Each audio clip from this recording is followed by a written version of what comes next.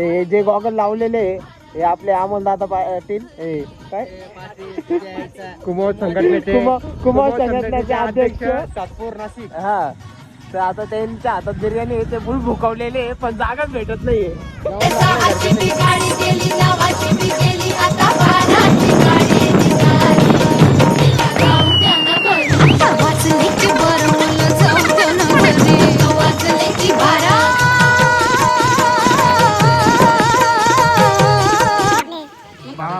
बाळाभाई डाळे आज यांच्यामुळे आपण इथे बघा हे अंधेरे मी खोल जात आहे.